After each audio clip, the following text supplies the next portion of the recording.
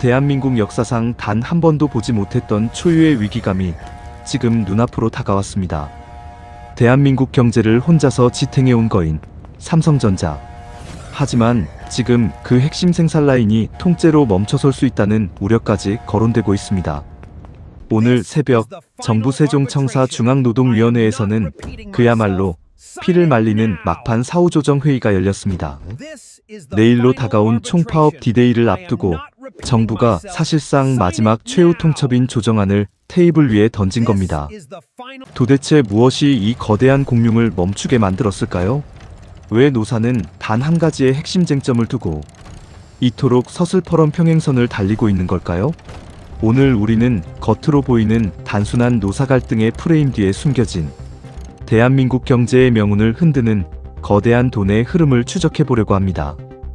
이 돈의 흐름을 따라가다 보면 우리가 매일 마주하는 주가 폭락의 공포와 그 뒤에 숨은 글로벌 반도체 패권 경쟁의 냉혹한 현실을 마주하게 됩니다.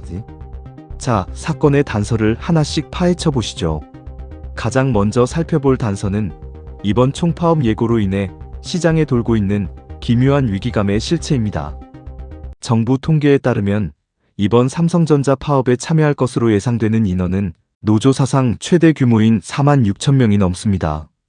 이 숫자는 전체 직원의 상당수를 차지하며 특히 라인 가동의 핵심인 엔지니어들이 대거 포함되어 있습니다. 반도체 공장은 단 1초만 멈춰도 라인에 깔려있는 수천억 원어치의 웨이퍼를 전량 폐기해야 하는 극도의 연속 공정으로 이루어져 있습니다. 미세한 먼지 하나, 아주 작은 타이밍의 어긋남이 곧바로 천문학적인 손실로 직결되는 구조입니다.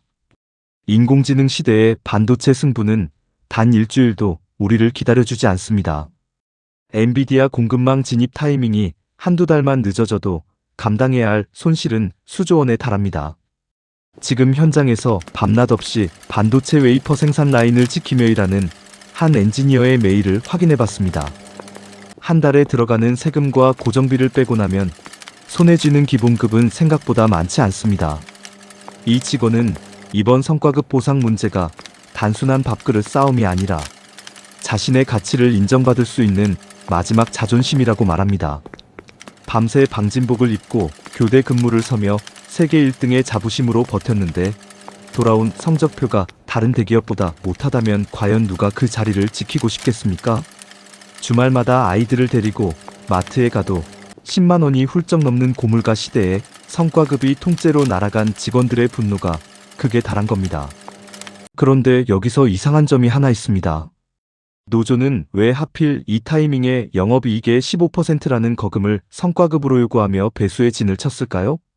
두 번째 단서는 바로 성과급 산정 기준인 초과이익 성과급, 즉 OPI 유통 구조에 숨겨진 비밀에 있습니다. 초과이익 성과급이란 연간 경영 실적이 목표를 초과했을 때 그 이익의 일부를 직원들에게 나누어주는 삼성만의 독특한 보상 제도를 말합니다.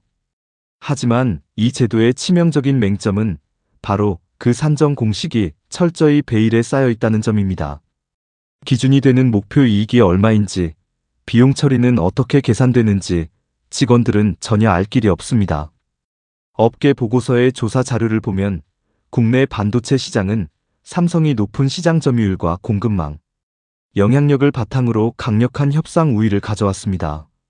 실제로 반도체 호황기에는 영업이익률이 무려 50%까지 치솟으며 직원들에게 연봉의 50%를 성과급으로 꽉꽉 채워줬습니다. 반대로 업황이 조금만 꺾이면 다음날 바로 성과급이 0원이 됩니다. 비대칭적 보상전이 현상이 벌어지고 있는 겁니다. 보상전이란 회사의 이익 변동이 최종 직원들의 급여에 반영되는 과정을 말하는데 경영진들이 자신들의 리스크를 지키기 위해 깎을 때는 빠르게, 올릴 때는 느리게 움직인다는 뜻입니다. 결국 회사가 벌어들인 수십조 원의 이익 중 상당 부분은 거대 주주와 경영진의 주머니로 들어가고 정작 라인을 돌린 직원들은 실적 악화의 책임을 온몸으로 떠안는 기묘한 악순환이 반복되는 겁니다. 도대체 이 거대한 반도체 수익의 배분 구조는 어떻게 되어 있을까요? 삼성전자가 최첨단 고대 역폭 메모리, 즉 HBM 반도체 1칩을 결제받아 10만 원에 판다고 가정하고 그 돈이 어떻게 쪼개지는지 단계별로 철저하게 해부해 보겠습니다. 우리가 파는 10만 원 중 가장 먼저 빠져나가는 것은 재료비, 즉 웨이퍼 수입가와 미세공정 화학장비 비용입니다. 이 비용이 약 3만 5천 원입니다. 그 다음으로 가장 큰 덩어리를 차지하는 것이 바로 공장 가동과 전기세, 장비 유지를 위한 고정비입니다. 고정비란 매출의 크기와 상관없이 매달 무조건 지불해야 하는 숨만 쉬어도 나가는 돈입니다. 이 비용이 약 3만 원에 달합니다. 벌써 10만 원 중 6만 5천 원이 사라졌습니다. 남은 3만 5천 원을 가지고 임직원 인건비와 주주 배당, 그리고 세금을 나눠 가져야 합니다. 여기서 법인세와 국가에 내는 세금이 약 11,000원 나갑니다. 여기에 미래 기술 개발을 위한 연구개발비와 장비의 감가상각비로 14,000원이 추가로 빠집니다. 감가상각이란 시간이 지나면서 반도체 노광장비 등 설비의 가치가 떨어지는 것을 비용으로 계산하는 것을 말합니다. 반도체 장비는 워낙 고가이고 기술 전환 주기가 빨라 수천억 원짜리 장비도 몇 년 뒤면 감가상각으로 제로가 됩니다. 자, 이제 최종 계산을 해볼까요? 소비자가 반도체 10만 원어치를 샀을 때 정작 수천 명의 직원이 나누어 가질 수 있는 최종 인건비 몫은 고작 3,000원 수준입니다. 결국 10만 원짜리를 팔아서 직원의 성과급 재원으로 남는 건 3%에 불과하다는 충격적인 결론이 나옵니다. 라인의 엔지니어들은 마진 압박과 경무에 시달리고 개미 투자자들은 주가 폭락으로 우는 구조 속에서 결국 이 구조 속에서 현장 직원과 투자자 모두 불만이 커질 수밖에 없는 상황이라는 뜻입니다. 여기서 우리는 400만 삼전 개미들의 눈물 어린 호소를 마주하게 됩니다. IMF 외환위기도 버텼고 글로벌 금융위기도 당당하게 버텼던 삼성전자였기에 수많은 투자자들은 사실상 적금처럼 이 주식을 믿고 모아왔습니다. 삼성전자는 절대 안 망한다는 굳건한 믿음이 있었기 때문입니다. 하지만 지금 시장은 더 이상 과거의 영광만으로 기업을 평가하지 않습니다. 인공지능 시대에 과연 누가 살아남을 것인가? 보이지 않는 글로벌 자본 전쟁은 오직 그것만 냉정하게 바라보고 있습니다. 주주들의 실망감이 극에 달한 상황에서 핵심 인재들마저 보상에 실망해 경쟁사나 해외로 자리를 옮기며 유동성이 급격하게 메말라가고 있습니다. 반도체는 장비가 만드는 것이 아니라 인간의 두뇌가 만드는 고도의 지식 집약 산업입니다. 핵심 설계 인력과 수율을 잡는 베테랑 엔지니어 한 명이 떠날 때마다 기술 리더십은 수년씩 뒤처지게 됩니다. 유동성이란 시장에 유통되는 돈의 양이나 핵심 자산의 이동 가능성을 말하는데 삼성 내부의 가장 소중한 인적 자산이 빠른 속도로 고갈되고 있다는 방증입니다. 기술을 개발할 인재들이 떠나기 시작하면 삼성은 글로벌 시장에서 고립될 수밖에 없습니다. 이 비합리적인 시스템을 해외 사례와 다른 업종에 비교해보면 현실은 더욱 극명하게 드러납니다. 대만의 TSMC 같은 경우 회사 이익의 일정 비율을 직원들에게 분기마다 아주 투명하게 공개하고 보상하는 시스템이 활성화되어 있습니다.